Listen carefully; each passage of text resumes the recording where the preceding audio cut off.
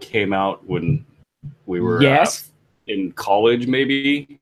That was near the end of high school for me. That's the technology couple year difference. You got that couple year on me. So I remember, that soundboard was so great. So I didn't use it, but that was also when MP3s were getting really big. Like they were big for a couple of years before that, but that was when they were getting huge. And so people did those crank calls with the soundboard, and they put out the audio of them. I took a trip to Mammoth Mountain with 3 of my good buddies from high school. It was our senior year. And basically all we listened to for like 4.5 hours of driving was just Arnold crank calls. And they were magnifique. Magnifique. The one where some drunk guy on the other end and just keeps yelling at him, you son of a bitch, over and over again until that guy just loses his mind. Oh my God, we were dying. Those are the days, man. Guy is probably not alive. No, he's probably not. But you know what? Our younger listeners will.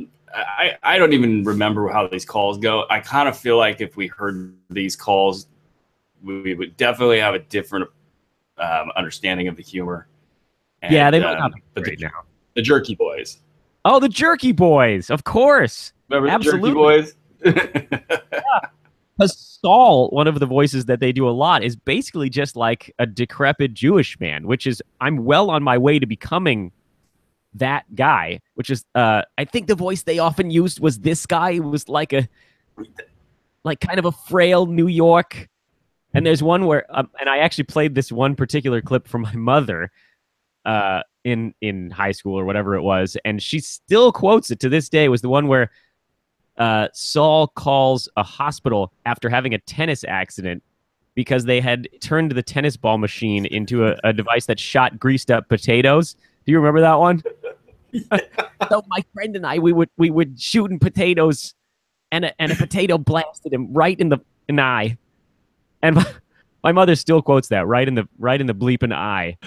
She thinks that's freaking amazing. That's oh, you know what? And actually, right around that time, we all thought Chris Berman was hilarious too. The Swami, the sports, or the various calls, the names. Oh, the good old days. Didn't he have a painkiller addiction or something in there? Wasn't there something going on with that he had to fight through? I think there's. I think it's been a tough go for him. You know. He practically, you know, he was ESPN there for a little bit. And then, you know, I think pretty much everybody hates him. And they put him on the baseball radio play-by-play for the postseason. That was a dismal decision. That's terrible. Awful. But that's kind of, you kind of just wonder, you know, especially with all the stuff that's, you know, happening in the world today, like in ESPN land, like how much is he, you know, he's just got history there, and they're like, man, well, we can't really get rid of this guy. What are we gonna do? All right, we'll put him on the postseason radio broadcast. Oh, we'll put him at the All-Star game. That's what. Oh, see now the All-Star game. Yeah, he does the home run derby, right? Like, how could you not know that you can't let him do that for 8 hours or however long that thing is? Oh God, yeah, that's one of those. Yeah, for Thanksgiving, Dan. Listeners want to know. Or they're through this part so they can just get to the Brew whining about Rashon Holmes and Gorgie Jang portion of the show. There is the Friday Memorial Bruski Rashon moment that's coming up in a little bit. Yeah, I figured because we're going early today, I wanted to give us a few minutes at the beginning, let everybody kind of get settled in. You know, you don't just get this level of greatness, you know, right off the jump. I need to warm up. I need to hear about your dinner. Yep. What did you have? Lunch and dinner, actually. So we I think I saw. We got 2. It was an interesting day yesterday. Overall, it actually was a rousing success until the very end. So I'll try to make this relatively quick. And I tweeted about it, so some people probably already know how the night ended. So it was a good day.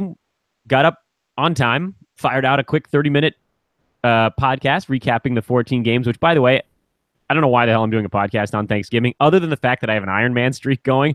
And so now I'm just obsessed. At that point, it was like, I'm only doing this show to keep the Iron Man streak alive.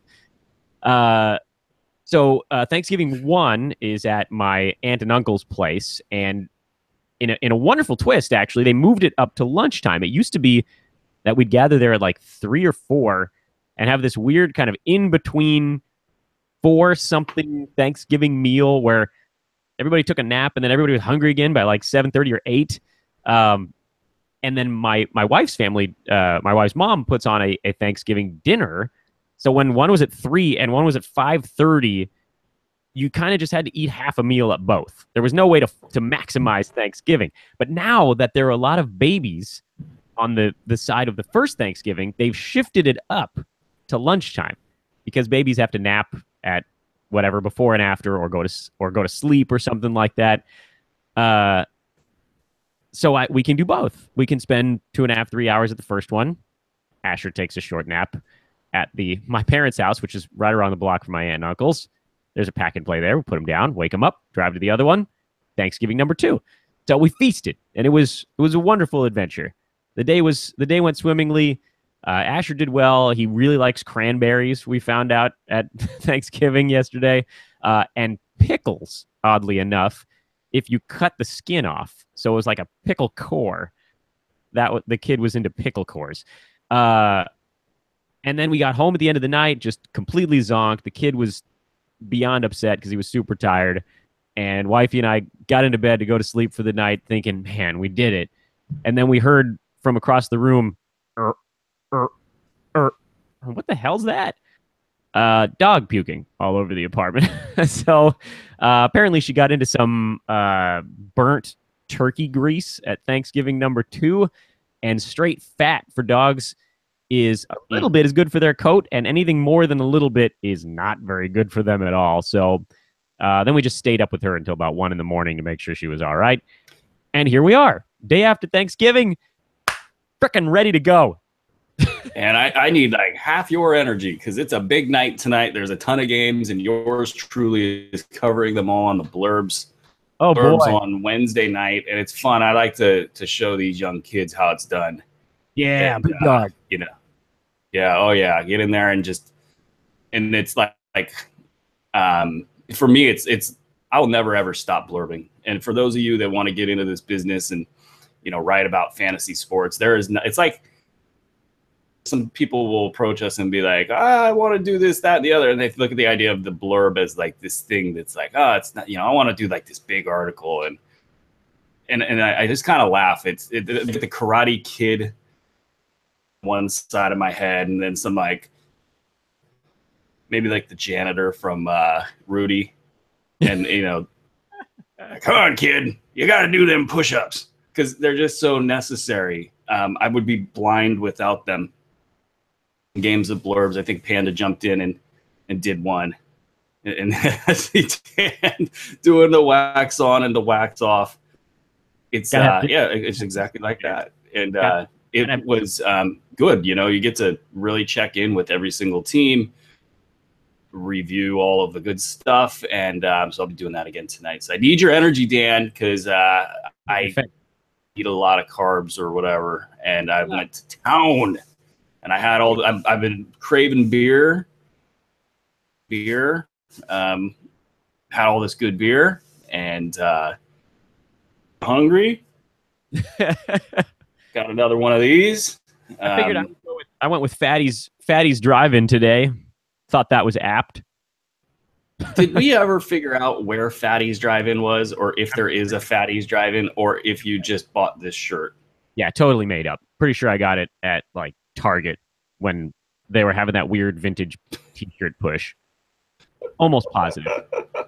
That's that would be the coolest story if that is how you got this shirt. I think that you went to a place like Target and got a vintage shirt, and they actually hit a home run. Mm-hmm. Because who doesn't want to go to Fatty's? Most of my wardrobe is from Target. All right, counting down to the real show. In 3. And we are same. All right, we're gonna actually do this. Yeah. Hello out there in TV land. My name is Aaron Bruski. We're about to do a show right now. I thought you were really opening for me. I was trying. I try to do a little something around here. Man, I'm telling you, I'm gonna use that as the opening. Nobody believes me, but I'm gonna do it. What's happening, everybody? Fantasy NBA today live on YouTube with a tired Aaron Bruski and a adrenaline fueled Dan Besbris. Fatty's driving, and the screen was too small. I couldn't see what's on your shirt. Is that silverware? That's a run to feed the hungry, dog. Oh, there it is. Okay. Oh, there it is. I see the words now. All right, sweet. So if you're listening to the podded version of this show, just know that we do every Friday a live show here on YouTube where if you want to get your questions dropped into a chat room and get them answered, you can do so as well. We try to get to all the questions, but oftentimes there are too many. Here on Thanksgiving week, I'm hoping that actually the slight decrease in questions means we can get to all of them. So we'll try to knock out 100% of these bad boys. But as per usual, as the kids say, as per usual, makes me want to slap those kids. Don't say that, man. I've never heard a kid say that. You've heard it. You heard it. He's shaking his head. I do have a laundry list of questions to nail Bruski with before we get into the questions from the chat room. So I'm going to get him ornery and I'm going to get him irritated, and then I'll make sure he takes questions from you guys after the fact. At Aaron Bruski on Twitter, at Dan Besbris. This is, of course, a hoop ball presentation. Tell me, Brew, what's going on at the Hoob these days? What's the haps? What's the latest? The Hoob. The Hoob is kind of a few days off for Thanksgiving, or at least most of us. I'd say half of us. And we're just kind of gearing up for this. We got this kind of, it's not a, I would call it a major release, but it's, it's up there, and it's going to be a big deal, I think, for the site. I got to speak about it in vague generalities because we're still just kind of feeling it out and trying to figure out what's possible and what's not, at least in the short term here. So that's all good and fun. Other than that, we're just, I think. I thought of something. You know what we had happen since what's that? You and I spoke? What's that? The release of the Kings podcast here at the Hoob. Oh, yeah. See, I haven't woke up yet. Sorry, my bad. That is a massive deal. In fact, the just the growth, I always kind of put these in the done department. So I don't put as much attention on the stuff that I consider done. Yeah, I mean, so it's kind of weird. We have Kings and Lakers coverage now.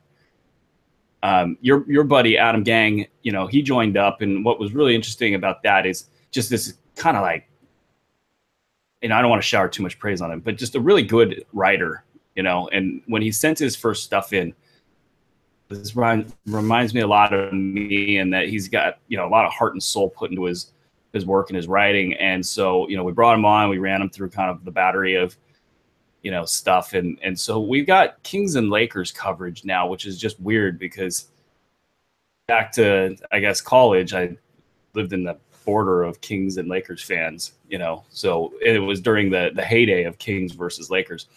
So little, I guess that start is weird because we had just wall to wall Kings and Lakers coverage for Fox and D'Angelo Ball.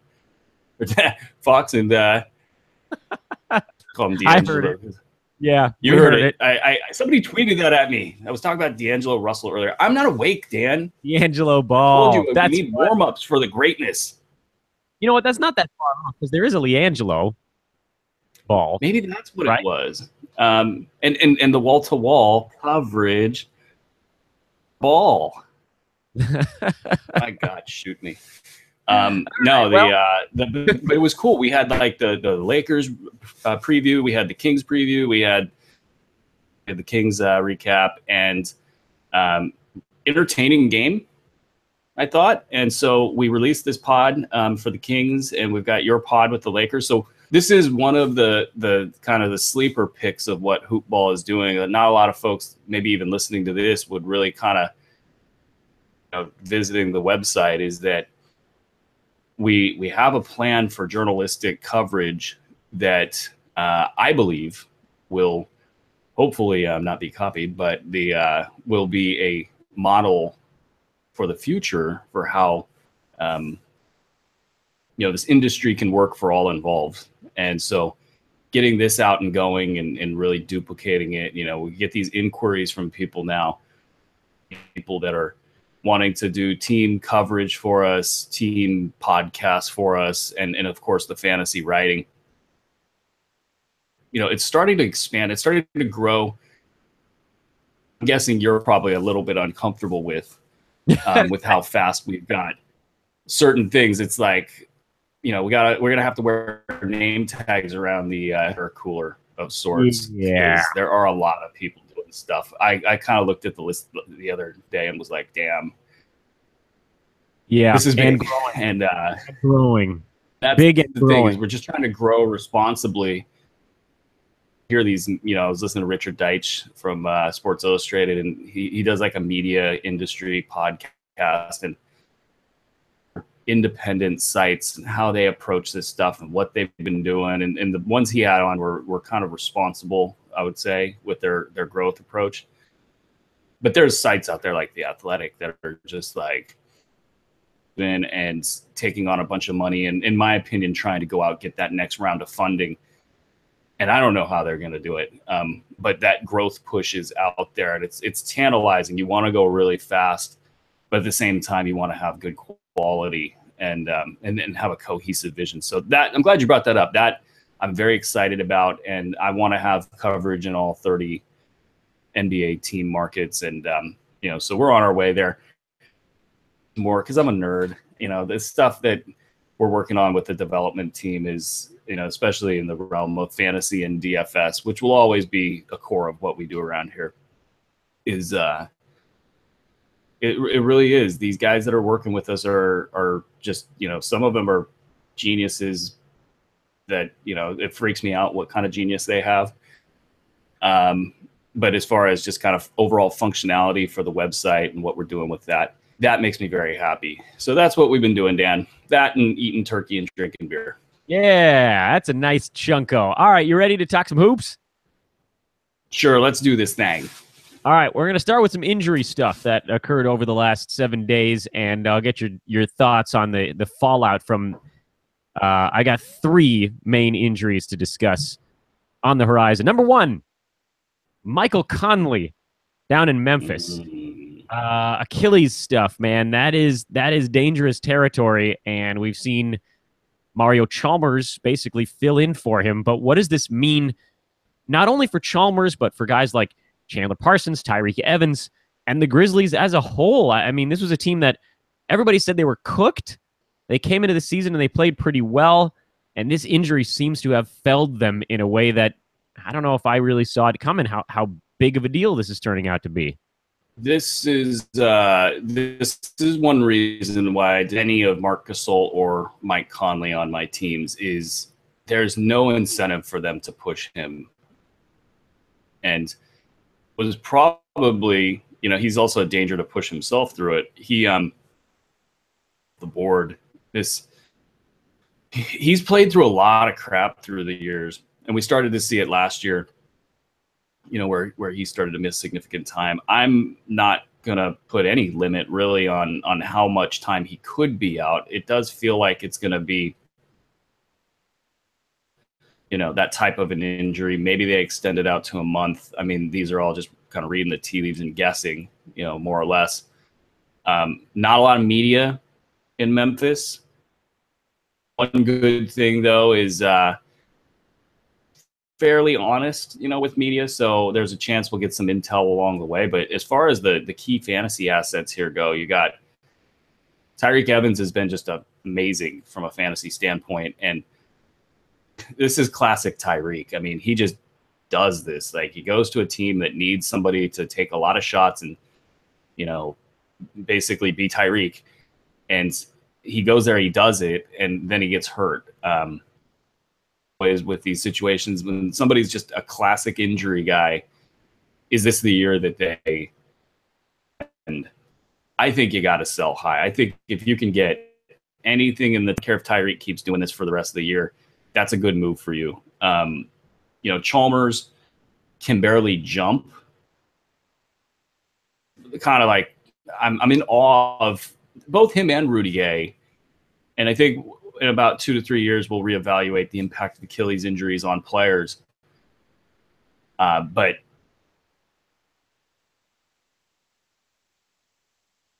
in each Chalmers is going to keep putting these numbers up. So if this is all about. So you're actually glitching in and out a tiny bit right now, Brew. I don't know if it seems like he may have even frozen up on that one. So I'll turn us back to the list here while Aaron's internet is freaking out over there. I think I see his head moving again. Bruski, can you give me a nod if you can hear me? All right, so Aaron, we lost the last few seconds of what you were saying on that. So last few notes on Chalmers, and then if there's any Chandler Parsons involved in your thoughts, and if there's any windows you can close down over there where you've been freaking out just a little bit on that one. What it is everybody's home for Friday in the neighborhood, watching their movies, doing what they do. What's down here, Dan? No, the last word on Chalmers is he's definitely going to produce throughout this time period, and so you're just with him is that he flirts with low end value, kind of anyway, and especially for a team that needs playmakers. So there's no downside to grabbing him and just seeing what you get. You might end up with a player that lasts about a month or two. And then as far as Parsons go, there's no way in hell he should be anywhere near your roster. He's just not for you. All right, Pat Beverly. Analysis. Injury. Move over to the land of the Clippers where they snapped a 9-game losing streak. And Pat Beverly is done for the year. I mean, we all knew that the Clippers were going to be an injury factory. Beverly is always hurt. Gallinari is always hurt. Blake Griffin is always hurt. Only one of those three names has actually made it to this point of the season without being hurt yet, and now Bev is out for a long, long time. It feels like Lou Williams is a big beneficiary in all of this. Austin Rivers now is sort of on the radar, but has that kind of clunky fantasy stat set. Who makes the cut for you in 12-team, and sort of what can you expect from some of these guys? And then Teodosic, I think, is out for about another month and a half, but he's someone that could also see a little bit of a bump, right? So what's your take on how the Clippers shake this thing out? Who's the fantasy winners? What can people expect kind of going forward in terms of rest of season value?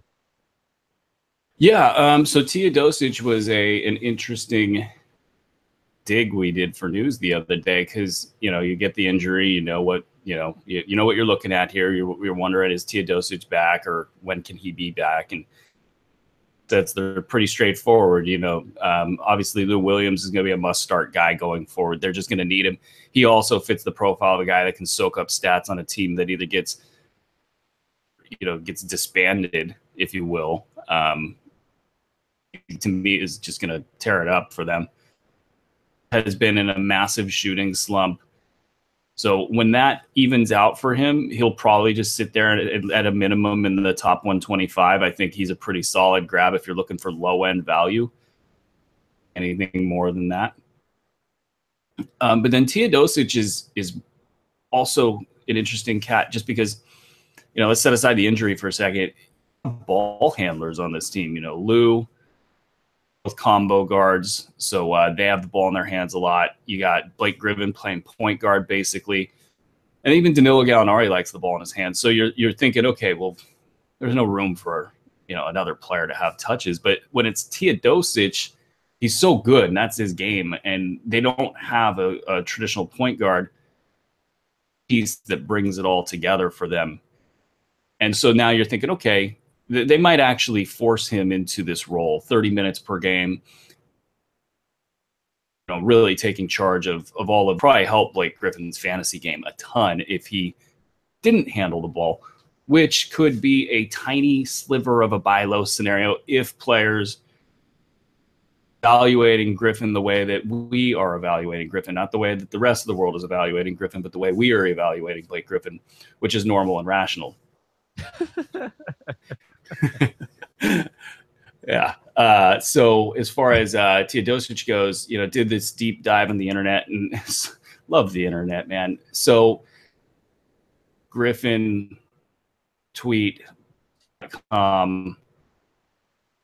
Griffin warming up. I mean, this is the most innocuous thing, but in the corner of the video is Teodosic working on the side,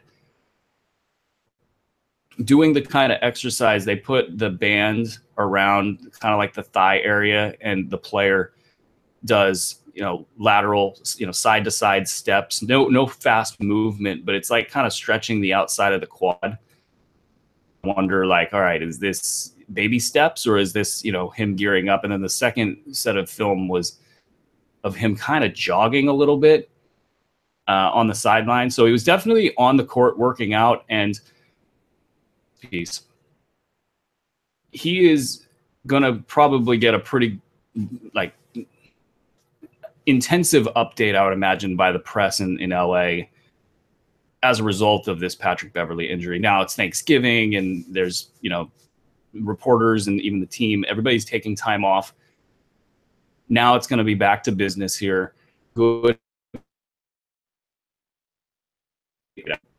update kind of comes, or the minute that update comes out, there will be a move made, whether it's to pick him up in fantasy leagues or if somebody preemptively added him to be a month and a half, you might then drop him. But the point is you got to get ahead of that curve if you want the asset. And I think in 30 minutes a game, if he's the traditional point guard, threes numbers haven't been bad. It's a very small sample size. We just don't know. Looking at his stuff from overseas, kind of a question mark. Was he going to be able to do? But if he can get some steals, if he can get some threes, the assists are going to be there, and you're probably going to get a good amount of rebounds. It is what it is. I wanted to spend a little extra time on him because I do get a lot of questions about him, and he's a really risky stash depending on who you have to drop. But you got to move fast before that news comes out, because when the news hits, everybody will go grab him. Paul Millsap is the other big injury of the week. The Denver Nuggets have some reshuffling to do. I had gone on this show and talked about how I felt like Wilson Chandler was probably your big beneficiary, and then he played through a back injury and had a clunker of a ball game, which might actually work out well for you because maybe somebody says, oh, well, he's not going to be the guy, and they cast him aside, and maybe he becomes available in a couple of leagues. It's not looking like it's Kenneth Faried. It's not really looking like it's Mason Plumlee. It's looking like they want to keep Chandler on the floor. The question is, can he stay healthy? Can he kind of get the aggression up enough to be useful? And then, of course, everybody else has to do a little something, right? What's your hierarchy in Denver as to who sees benefit from Paul Millsap's absence? I think your instinct's right there as far as Wilson. One thing I wonder about him is if they're going to start him or stagger him. And they started him, and I just don't think that he mixes well with Jokic. I think they'd be wise to stagger him, maybe bring him off the bench. But, it's a hard season for Wilson Chandler with all the talent around him. This could just be Malone wanting to give him a little bit of a mental boost. He's the guy, though. He'll be a late-round value if he stays healthy. I don't think this is going to be like a big grab for Jamal Murray owners. Murray is at about a 125 level, and he's pretty maxed out. I think he's going to win the free throw title this year. He's shooting 95% or thereabouts right now, and that's really helping his top 125 value. If he comes back to a normal place with free throws, he would be even lower. All of his other numbers are exactly where we predicted them for the most part. So, I mean, if he jumps up to 30 minutes per game and can keep his efficiencies, he would be maybe like a top 100 guy, which is rough, based on where he was drafted. I just don't think any of that changes. And where else am I looking? I'm kind of looking at Hernan Gomez and thinking, what might happen there. I'm not real optimistic, not really, saying go grab him. There's a lot learned there about his stat set. So it's a big blow for Denver. And, I think for fantasy owners, you kind of liked what they had cooking. So I don't know that this really helps anybody else involved. I mean, Jokic has been great this year. You hope he doesn't have to pick up too many offensive responsibilities, and then he loses his defense, which has been pretty good this year. From a stat perspective. So it's it's a tough blow. And then for Millsap, there's two kind of news trains here. You got the be out for about 3 months train, and then you've got we're going to still evaluate and see what else could possibly be done. And generally the national guys, the Wojs and the Shams of the world, are getting the straight scoop, and the team finagling it for ticket sales purposes, or just wanting to not really go with the 3 months scenario until it's actually 100% confirmed. So you got to hold him. But if you're not in a playoff format, if you're in a roto format, there's 3 months, you got a decision to make there. I think you wait until the 3 months is confirmed. You got to just think, okay, so what are we looking there? We're looking at basically Jan 1, like March 1 for a return. He probably would push for a return because he's old and wants to get into the playoffs and play. And, is that worth it? Is 6 weeks of Paul Millsap worth the burn at the bottom of your roster? I don't know that it is. All right, those are my injuries to go over. Let's talk about a couple of guys. Spencer Dinwiddie. We can talk about Spencer. He's been awesome. No. We'll go to the important. All right, well, how about this other guy that's actually been pretty good, and that's Jeremy Lamb. That might actually fall into the injury category. I forgot about it. Dan's just trying to butter me up. I'm trying to keep you in a good mood before I hit you with the ones that are going to put you in a sour mood. No. I know the people want the ones that are painful. No, but Jeremy Lamb counts because, we came on here and told people don't drop Jeremy Lamb. Don't preemptively drop Jeremy Lamb. He's still going to be a top 90, top 100 guy, even after Batum was back. And then Batum went right back out again. And Jeremy Lamb promptly went for whatever it was, like 24, 7, and 5 with 3 threes and 3 blocks. And he's been actually pretty elite at the free throw line this year as well, on top of everything else. We don't know how long Batum is out, but I just kind of wanted to mention. We do. That news just came in literally right before we started the show. And we got word on Batum. Yeah, Charlotte Observer reports that Batum said it wasn't a tear, that it was not as bad as the last one, and that this absence today. So maybe they're being a little optimistic, and he might miss a game or two after this. But this seems like he just kind of got a knock on it, and then everybody panicked, of course, because rightfully so. It's the same injury, so he's in. He's not, as far as we know right now, hurt for any prolonged period of time. And we're right back to where we were a couple weeks ago, where, I cannot understand why we're even really having this conversation about why to drop Jeremy Lamb, but don't drop Jeremy Lamb. Yeah. You just don't do it. Yeah. He's earned it. He's confident, but he's got Steve Clifford's confidence, and he earned that confidence by playing well in the first part of the season. That stat set's always been something that we've liked here. We've been crowing about Jeremy Lamb for like 2 years now. If he could ever get 24 minutes per game, he'd be good. Well, hey, he's going to get 24 minutes per game no matter what. And that might be what he gets.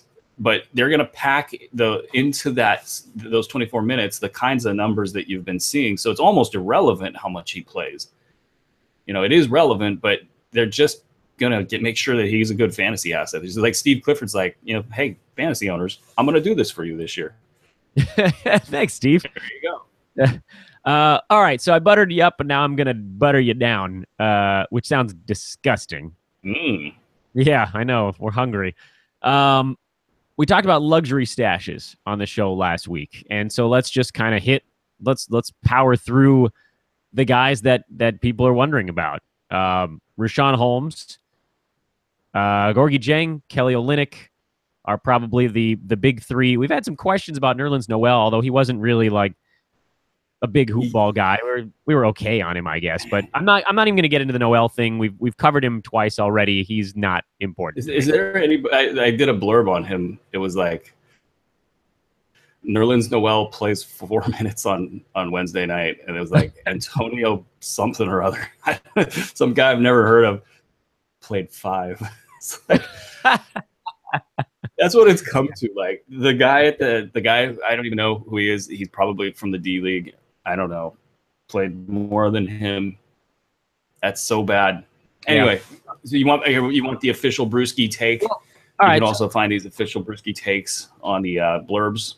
Let me actually Noel one other guy before we get back to the Holmes and Jeng thing. I'm sorry, I'm jumping in here. Marques Chris is another dude that yes, Marques Chris. That we were never all that high on here, but also a guy that we have acknowledged has tremendous upside because of threes and blocks in particular.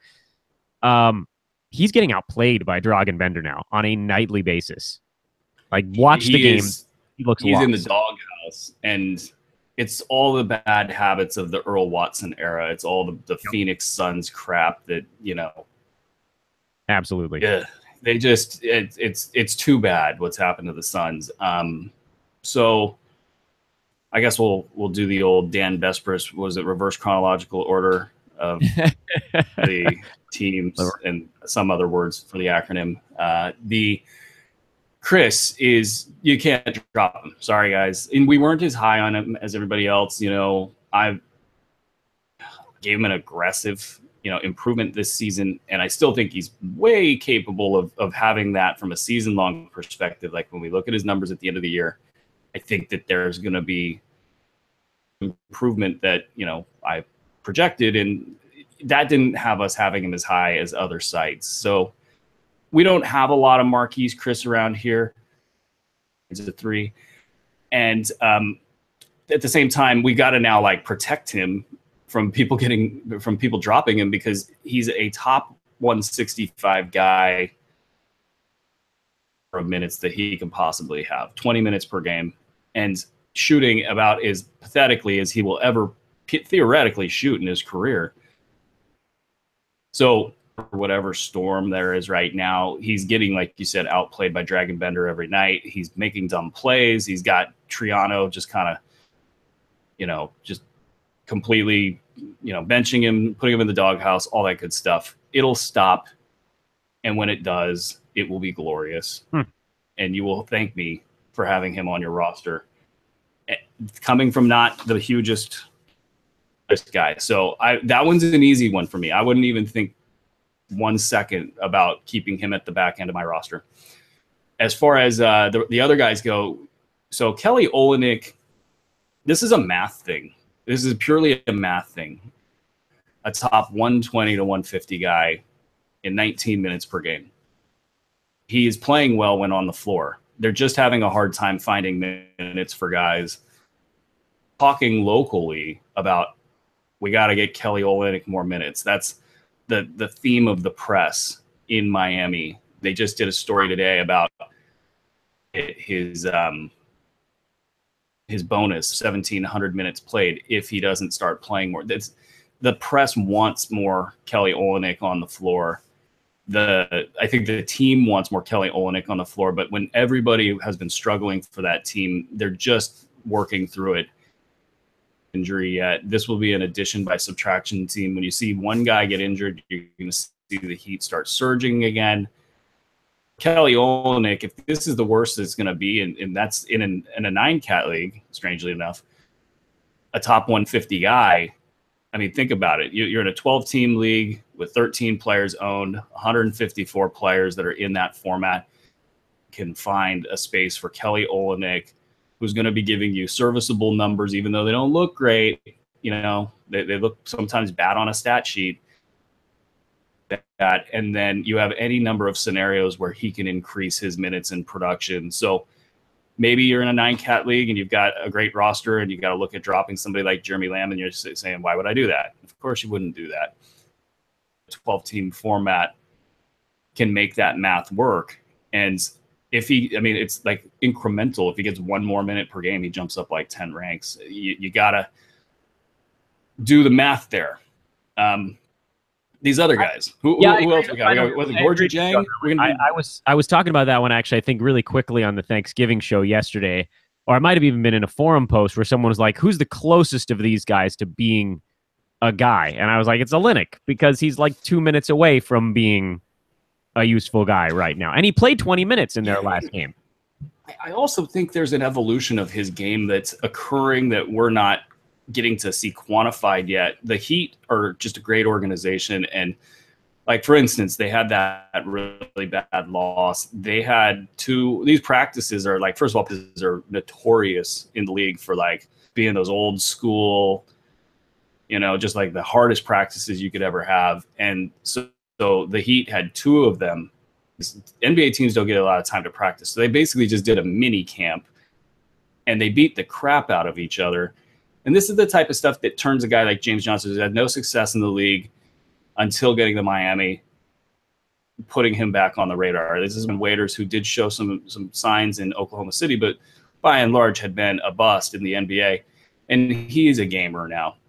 They make players better. So when you think of what Olynyk could be, he's going to be better than what he has been in the past. So we're basing a lot of what we project for him on the past. So there's not only room for minutes upside, for improvement upside as well. So it's a math thing, guys. I really like, and to put it into perspective one last time before jumping to these other guys, in my big money leagues where Kelly Olynyk was available, not huge bids, but people respected the math. Nobody was about to let Olynyk hit the floor.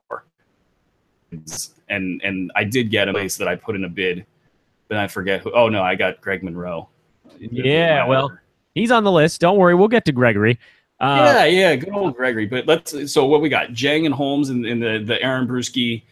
What do we call this? I'm just gonna bitch and moan about this stuff. Yeah, this is what do we got? 5 minutes. This is the we do 5 minutes on Holmes and Jang. I'll spend 1 on Jang. Yeah, give me 70 seconds on each of them. Okay, all right. Damn you, Dan. Gorgie Jang, pure luxury stash. There's something going on in this. He's not Gorgie Jang that we know. Gorgie Jang will return at some point and be Gorgie Jang that is out there right now. You do not know. And it's because he's getting 14 minutes per game. Probably has lost all of his confidence. Taj Gibson is the man there. One of these things where we can't really even talk about what got us to this point. It's just at this point in time. And I don't even know what kind of a good luxury stash he is. There's just really, to me, it seems like he needs an injury or a major epiphany to occur. Epiphany in terms of playing time, epiphany in terms of being used there. He's just completely lost out there on the floor. So with that, I don't think he's changed as a player. You just gotta, I think, really downgrade your stash rating there. I didn't drop him in leagues last week. I probably will start dropping him unless, this week we see some final sign from him, but I don't think we will. But be quick when Taj gets hurt, because it's going to, unless he's just amazingly bucking trends. Okay, so I went over 70 seconds there. Holmes. We're going to learn a lot about his role in this next one. There has been an alternation of games between him and Amir Johnson. I wonder if it's 2 games on, 2 games off. Obviously, that's not going to work for owners in any real way. Definition of a luxury stash. And he, unlike Jang, has actual kind of tangible, we could see this sometime soon type of upside, whether it's Joel Embiid injury risk, whether it's just him. I think what Brown's making him do is when he gets his time, he's going to have to wow Brown, because Brown's not going to want to bench Amir, who's been playing kind of well, and some of it's overstated. Amir's once Holmes got back this year, Amir is playing like a guy who's like, I'm going to treat this like the playoffs because I might lose my job. He is running up and down the floor like a player that I've never seen him kind of jump off the page like this. As far as just pure effort, like running up and down the floor for the Celtics, it didn't seem like it really stood out. Now he's really running hard, making some plays. He's rebounding. He's having some good stat lines. So Holmes has to beat him. And I think Holmes, when he has that first, then I think we'll have that conversation about whether or not he's going to step into the rotation and get those minutes. But he's a pure luxury stash at this point. And it's a bummer because I think if, basically cheap shotted by Aaron Baines in a preseason game, all this stuff plays out in the first 3 to 4 weeks and it's manageable from a stash standpoint. But now, you're in week, 7? It's starting to get deep into the season and you have to think about, okay, maybe he missed his window for a quick takeover of the position. And that's just something you got to weigh when you're dealing with stashes. So I think we'll learn a lot on Saturday. I'm not moving on a drop this week. Next week, or at least at the minimum until the very end. There's just so much upside there. Anybody that had him last year knows that, he can move the needle. So I feel like in terms of a stash, I'm good with that. I'm good with that level of upside and that level of risk. But yeah, it's a bummer because clearly he's good and, he could be great. And, we might end up wearing an L on that one. We'll see, but I'm still holding. All right, I got 3 more questions for you before we do some lightning round chat room action. This one I think is a shorter question. What do you think about Larry Nance's impending return to the Lakers lineup? Does he get his starting job back? I don't care really. The 20 minutes he gets produces top 80 to 100 value, almost like clockwork. And because I stole approximately 800 seconds on my last 2, I'm just going to leave it at that, Dan. I need to get you with the Chappelle Show. Wrap it up, B. Wrap it up, B. Yeah, I like Nance too. I feel like people have written him off because he got hurt, and not everybody gets Wally pipped, guys. Not everybody gets Wally pipped. Kyle Kuzma looks great this year, but he doesn't do the same things that Larry Nance does on the floor, namely play defense, and they need that. Lopez is the guy. The Lopez Randall thing is the kind of the fulcrum that I'm looking at there. It's a weird Lopez one. just disappears, and it's like I don't think they're going to build around him. This is why I didn't pick him in a lot of leagues, despite having him rated pretty high. It's at some point Randall was outplaying him by so much in that Kings game, and you did at the very end see Walton go to Randall, and Randall's a guy that's got to be on rosters, and Lopez is some pretty serious value. If Lopez has a big game, I think you got to move him. Well, it couldn't be a whole lot worse than those last 2, so you could actually probably go get him and then go move him again. But his value is pretty good right now. He's a top 60, 70 guy, and I wouldn't have. I mean, if you'd told me before looking it up that he was like a top 100, I'd be maybe. Yeah, so he's got some value right now. Well, the inconsistency is really what does it, because when he has those big games, they're huge. 34 and 10 with 3 blocks and 6 3-pointers, and then he bounces back with like a 4 and 1.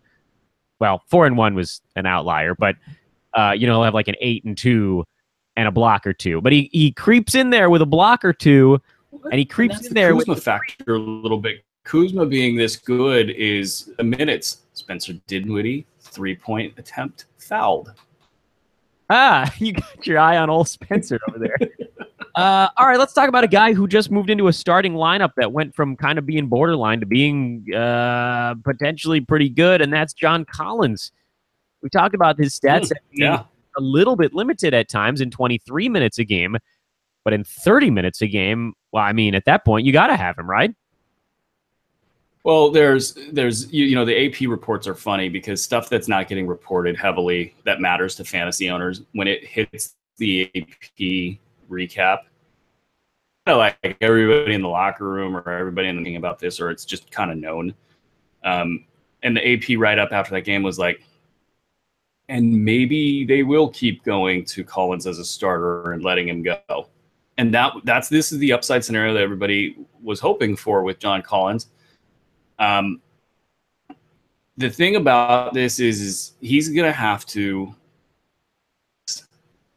keep all of his efficiencies. And if he does that, he'll be like a top 80 kind of a guy. And if he's healthy young rookie and he plays a lot of games, that could really be good. some, when you add it all up, some top 60 type value. Questions, though, is like, Ersan Ilyasova played 5 minutes. I mean, if I'm the Hawks, I probably play John Collins 30 minutes if he can handle it. The things that we don't know about John Collins is when he starts to get those minutes, how do the efficiencies look?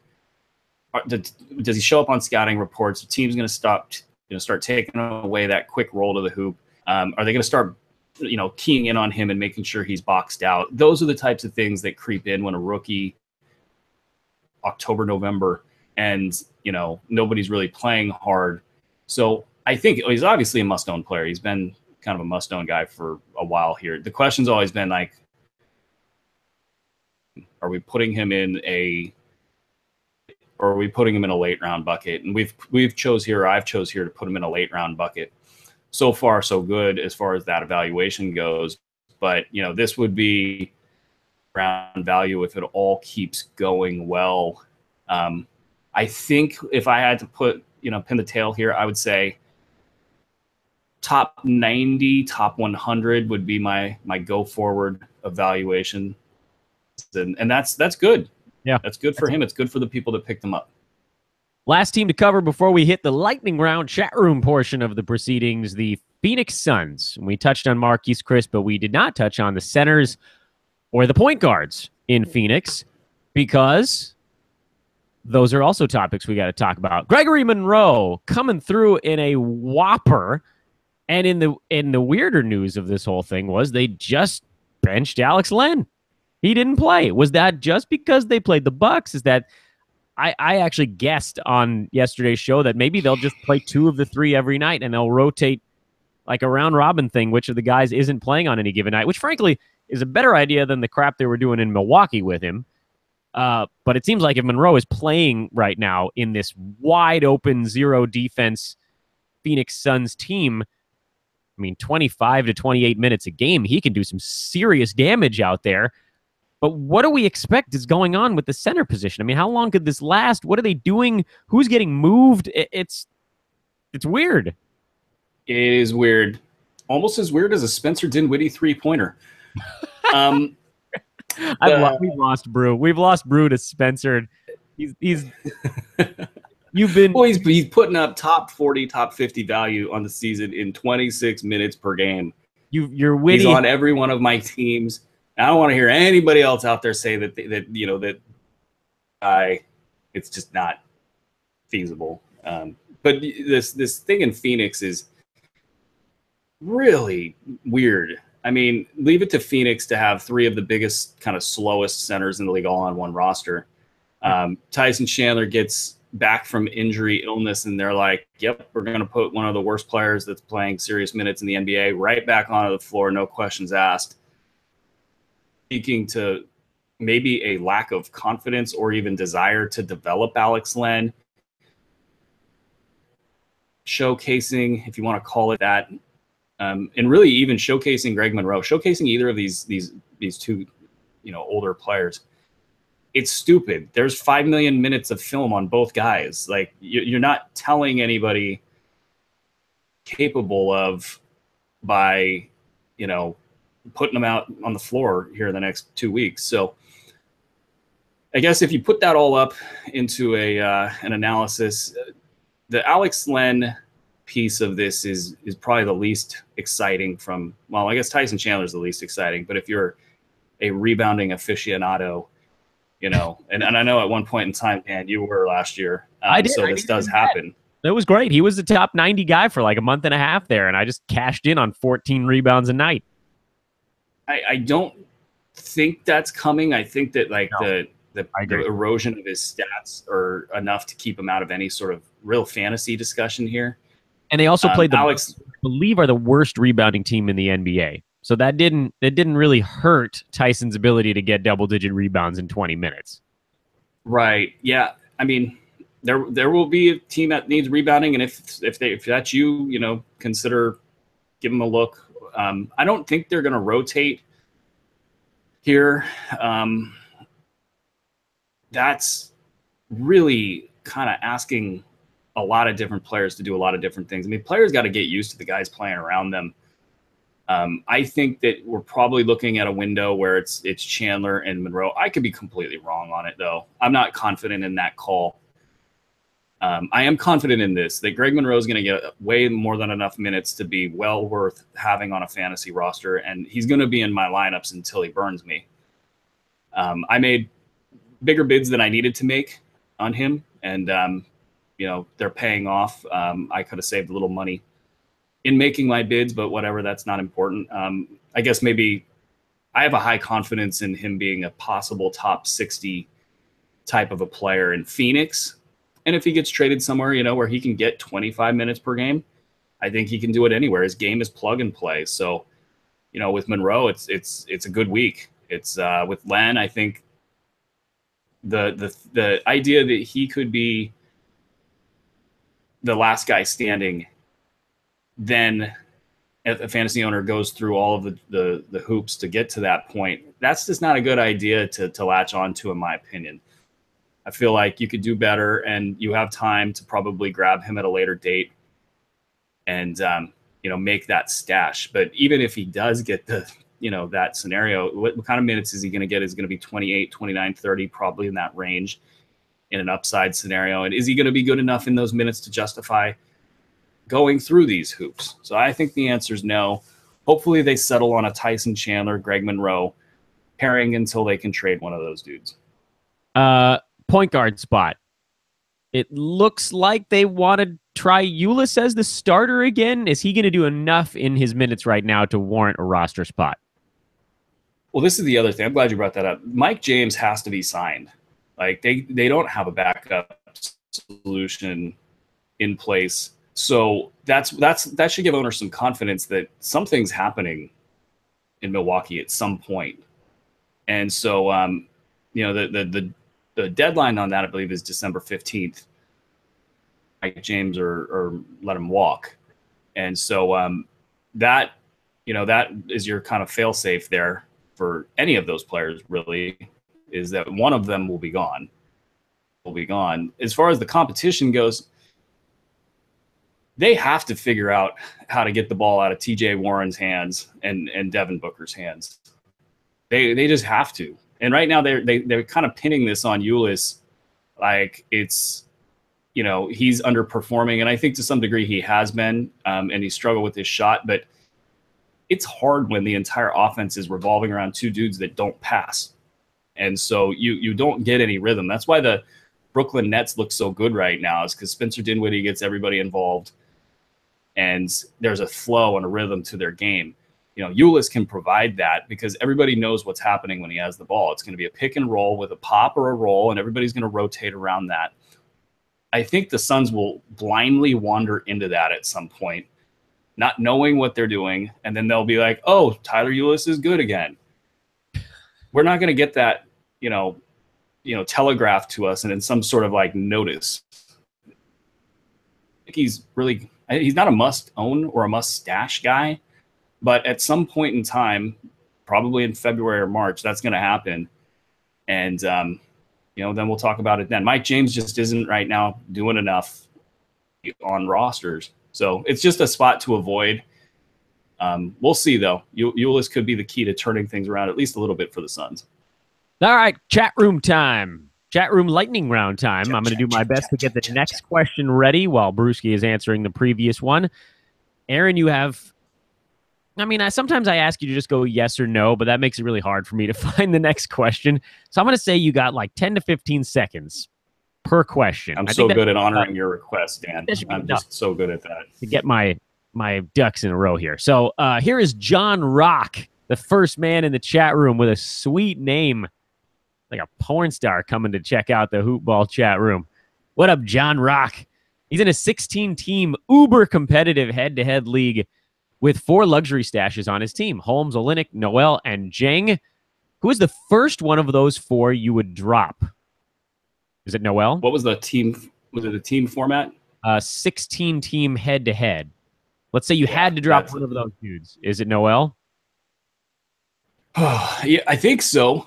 Some of those guys, with the exception of Jang, are productive in that format. Holmes, we got to figure out if he's actually playing or not.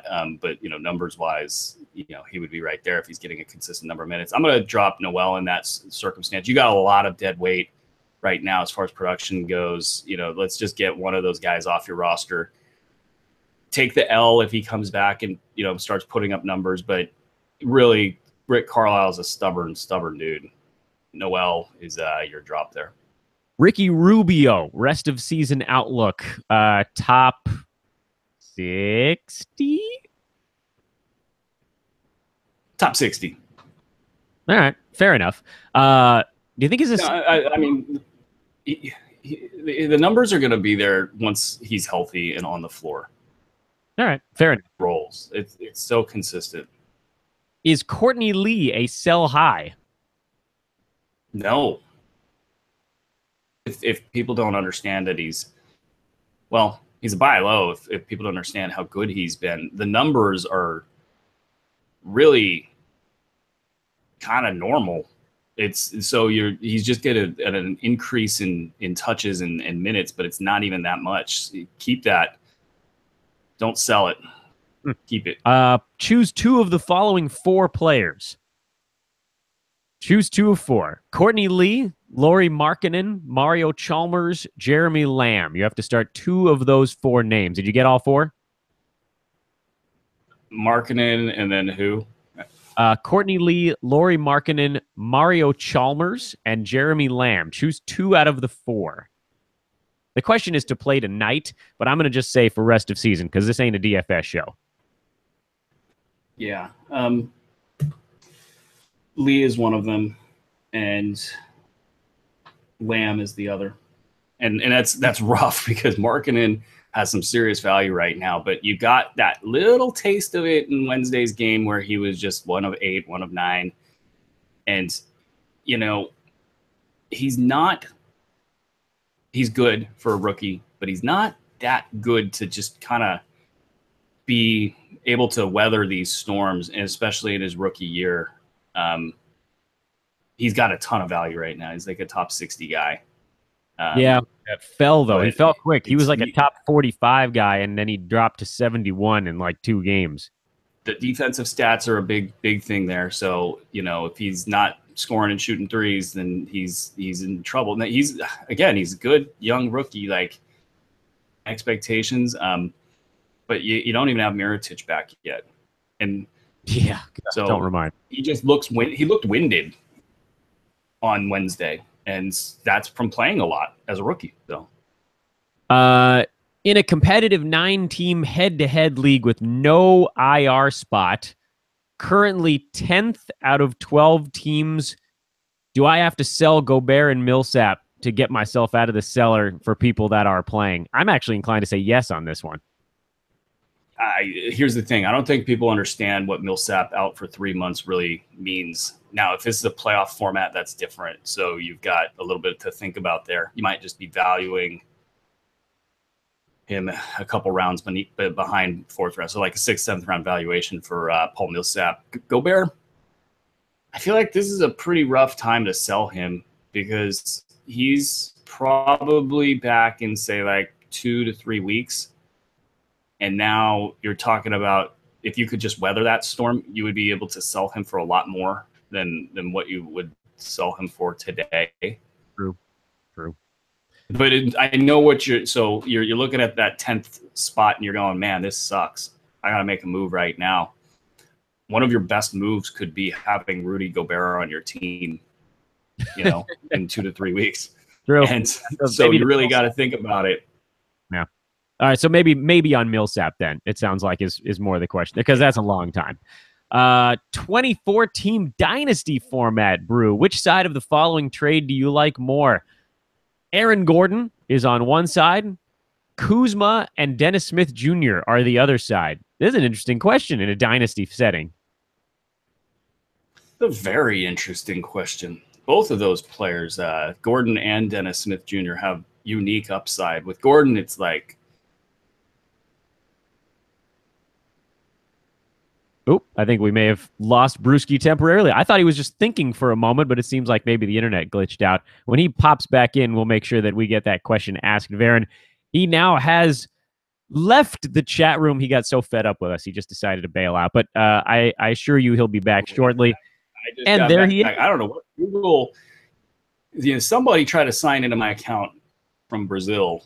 Oh, they just like kicked me out. Anyway, all right. What were we talking about? We're talking about Dennis Smith Jr. Aaron Gordon and Dennis Smith Jr. So both, like, Aaron Gordon has this just really, if he stays healthy, the sky's kind of the limit. I mean, I don't like this comparison at all, but Giannis, first of all, he had a really rough rookie year. But these players that theoretically can jump over anybody and get around anybody if they just have the right level of talent. Even like a Willie Cauley-Stein falls into this category, which because of unique size and, attributes. You kind of have to have an open mind to what they could possibly be. Aaron Gordon's already a top 30, 40 guy. What happens if he really becomes a go-to guy and still concentrates on steals and blocks? So that's one. Dennis Smith Jr. right now is a top 150 to 250 value in 8 and 9 cat leagues, respectively. That's not good.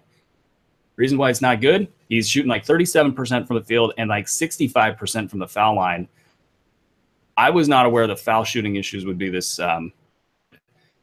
Those are two serious anchors that would be real inhibitors of his fantasy value going forward. Now, I think he could probably grow to being 33% shooter if he's playing with good teammates and everything progresses well.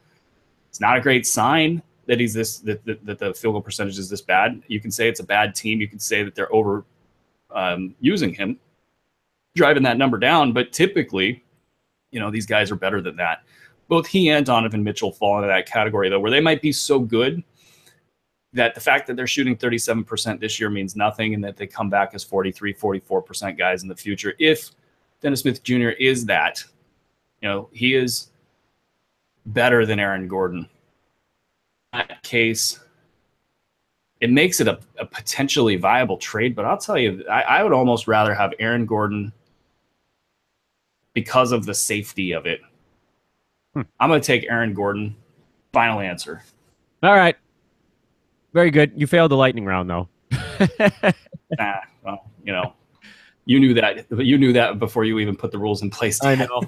Rules are meant to be broken. All right, a couple of trades here, and let's do these fast because we do have a lot left to get to. DeAndre Jordan and Marques Chris is on one side of the deal. Joe Ingles and John Henson are on the other side of the deal. You ask for fast questions. DeAndre Jordan and Marques Chris? That's one side. Ingles and Henson is the other. DeAndre Jordan and Marques Chris, Ingles and Henson's on the other. DeAndre Jordan, Marques Chris. This is like a toss-up. That's fair. On one hand, real true toss-up here. I'm gonna go with the Jordan side, assuming a regular roto ranking, not punting. I'm just, I'm gonna take the DeAndre Jordan side, and more power to you if you're actually getting real value out of the whole free throw thing. All right, another trade. Giannis is one side and 3 players on the other. So it's Giannis for Marc Gasol, Otto Porter, and Taurean Prince. This is a 16-team league, so depth does have a little bit of a value. Do you go for the one big whopper, or do you go for the 3 pretty good ball players on this one? Giannis. The whopper coming in. Are you stashing Scal is the next question on the list. About Scal? Are you stashing him?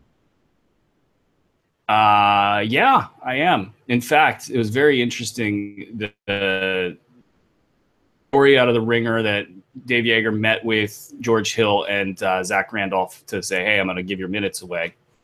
And the response apparently wasn't fit to be printed in an article, with the implication being that somebody, either George Hill, who's mild-mannered and quiet, at least in front of the cameras, and Zach Randolph, who's known to be a bit of a firebrand. I'm going to say it was Zach Randolph that threw the expletives, and also like, hey, I decided to come here because you said I'd get minutes. That was probably part of his, profanity-laced tirade. Anyway, you get this national TV game. up in this game.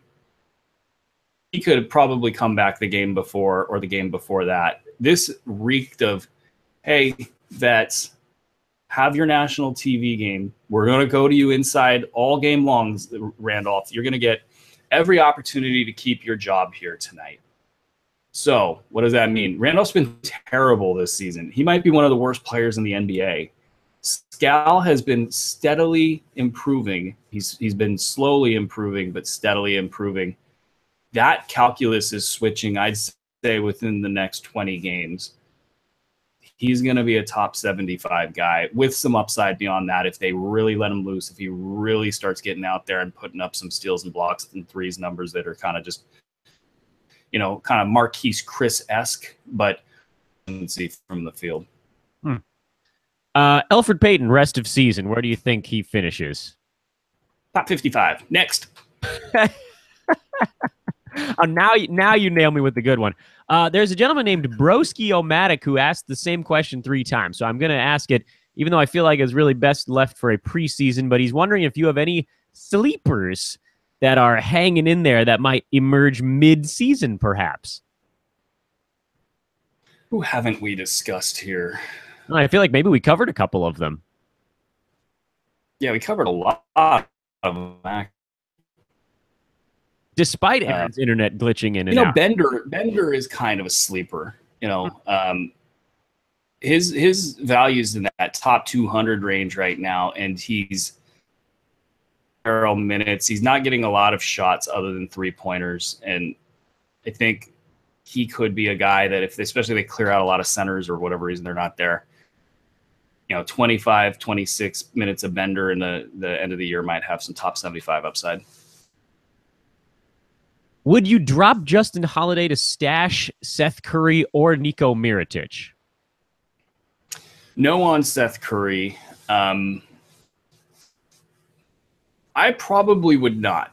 Mirotic, I think, will be behind Holiday all year. So no, it would be close though. Like they're going to have, if everything goes well for Mirotic, he would be right there behind him with probably upside that's better than Holiday. So.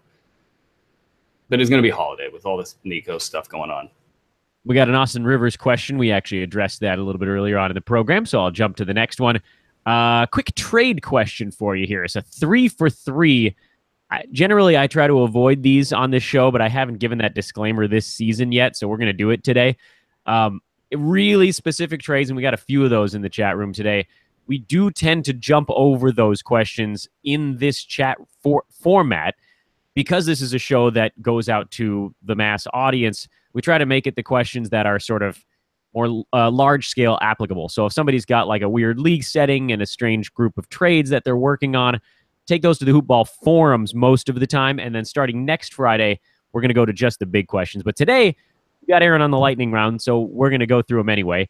Jamal Murray, DeMar DeRozan, and Kyrie Irving is one side of this trade. Jamal Murray, DeMar DeRozan, Kyrie Irving, and the other side, Russell Westbrook, Derek Favors, and Jaylen Brown.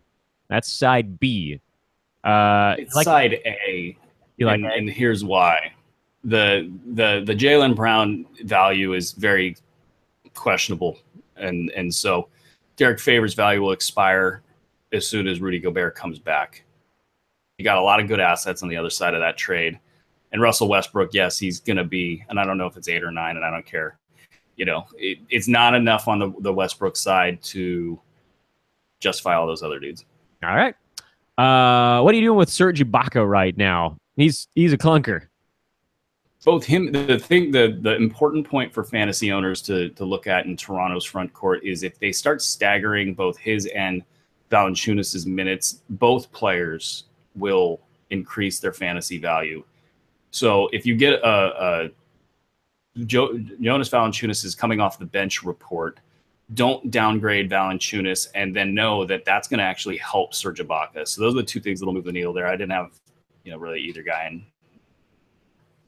Yeah, I dodged Ibaka like the plague. He's ranked number 94 right now. If you could get him for another 94 guy, would you do it, thinking he might move back up into like the 70s? Yeah, because that's top 75 will move the needle for your team, and that's probably where he's heading if he's healthy. And I'm willing to take the risk on his health at that cost. Are you at all worried about Pascal Siakam taking Serge Ibaka's minutes, or has he just been kind of playing above himself?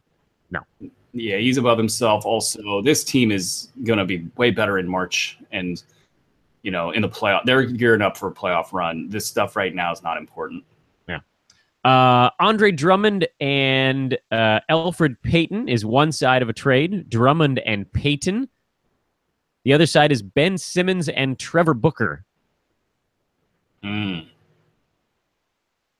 This is, ignore Booker in this trade. Yeah, he's the Ben Simmons is a top 30 to 50 guy right now, and he could theoretically get better at certain things, but I think he's kind of at his peak value. And then, there's questions about, can he sustain this as teams figure out how to defend this LeBron-esque sort of a player. Right now, they're giving him too much space, and he's just getting a head start and beating them. He's also so hard to stop in transition. So I would expect a little bit of a clawback there in value. So I would rate him as like a top 40 to 60 guy for the rest of the season. And then, those two players you mentioned, Drummond is got to be, I think, like top 30, 35 still. I haven't done a recent look at him. He was top 20 earlier in the year. 53. That's really good. What is he? He's down to 53 now. In 9-cat? Yeah.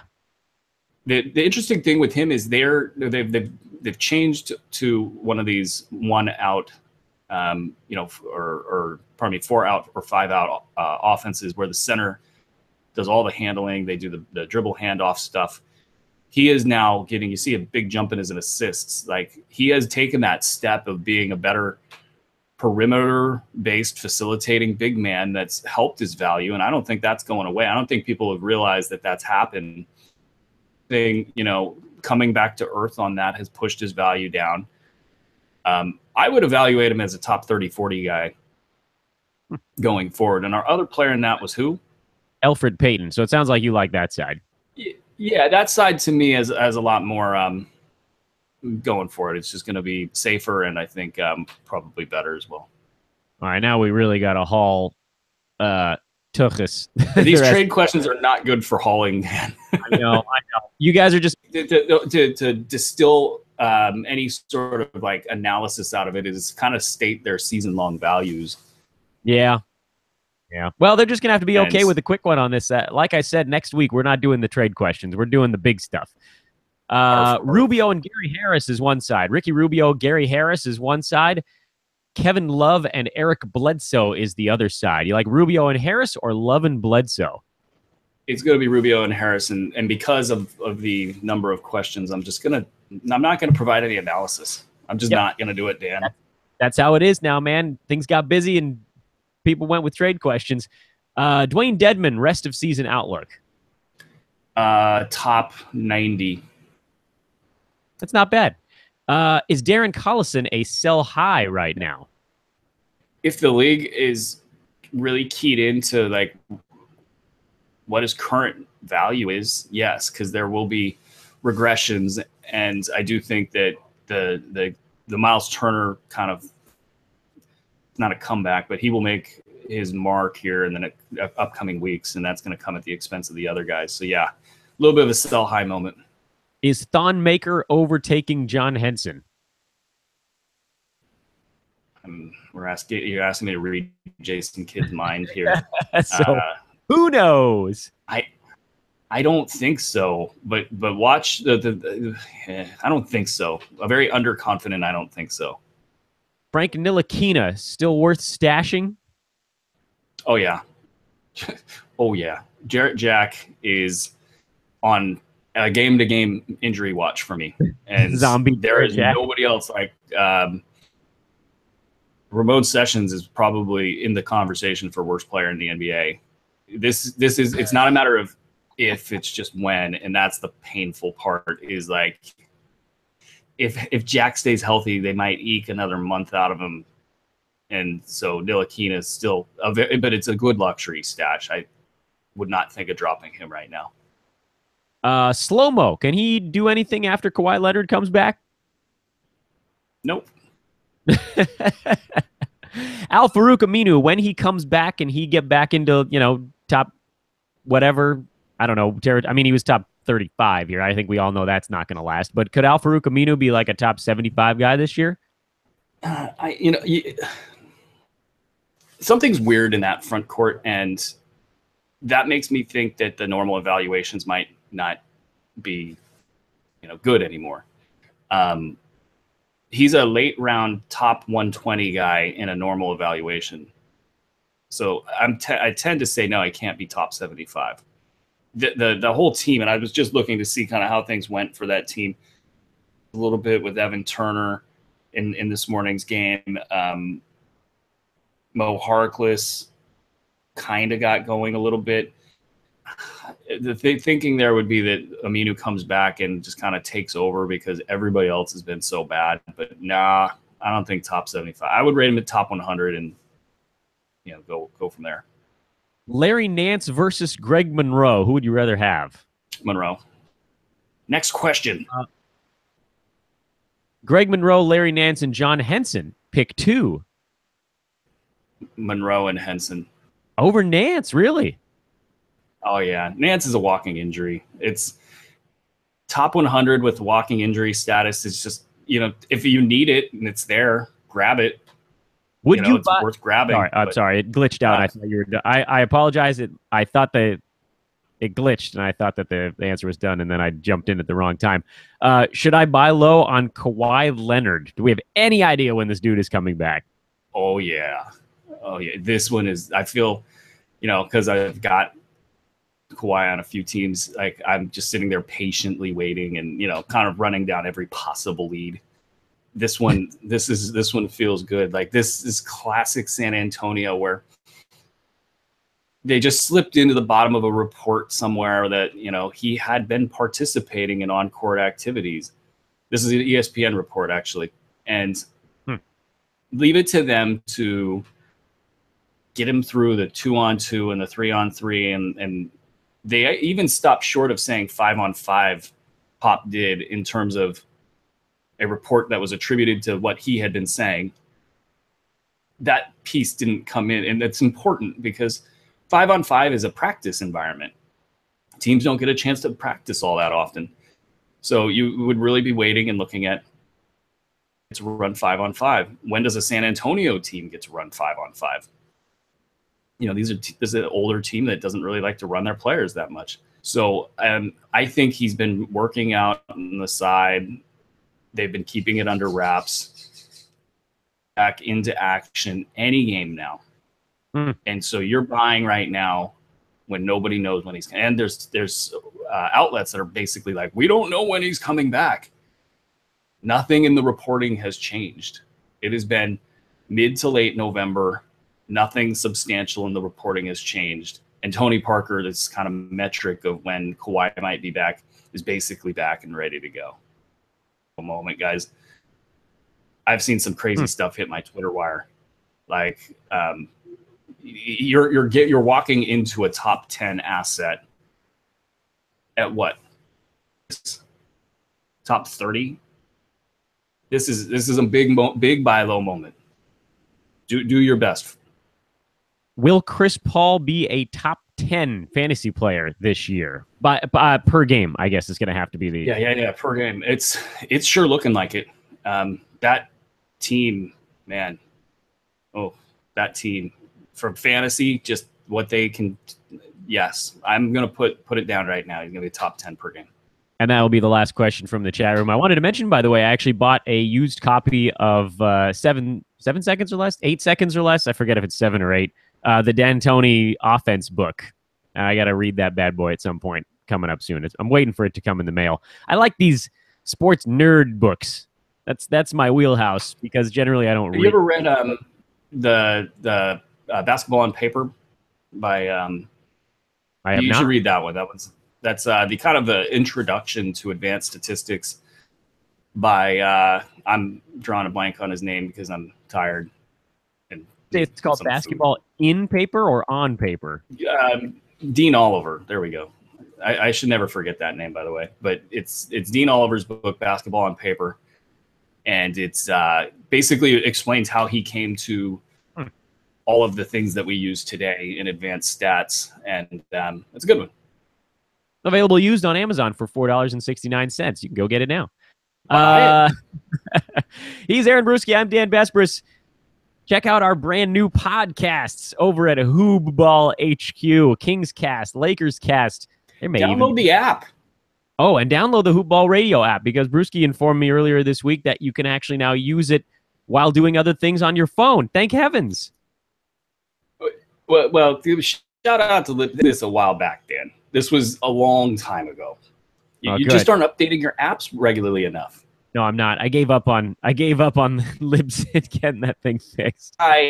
You're like an anti-updater. There are people that don't update conspiracy theories about their phones. Are you one of those people, Dan? No, I just went back to using the podcast app, and I never bothered to go check to see if they ever fixed the other one. Definitely not an anti-updater. In fact, I hate having the little red bubbles on my phone telling me that there's an alert on different apps. So I always go in and I get rid of it. Whatever the alert is, I got to get rid of it because I need that screen to be clean. No red bubbles. But yeah, I went back to the standard app because I was like, these guys aren't going to fix this. And then they did. So download the Hoop Ball Radio. It's a big deal now because there's so many different shows. Like you can toggle between each show, and it's really convenient. It makes it a lot easier. We got Fantasy NBA today. We've got DFS today. We've got the 2 team shows. There's a fabled Bruski box score breakdown somewhere floating in the internet cyberspace these days. They're all available on the. I might just start recording those and not tell anybody about it. Just like make that like the secret stash. Ooh, the Easter eggs. That's a good show name right there too. Secret stash. The secret stash. Secret stash with Aaron Bruski. Not available on the Hoop Ball Radio app yet.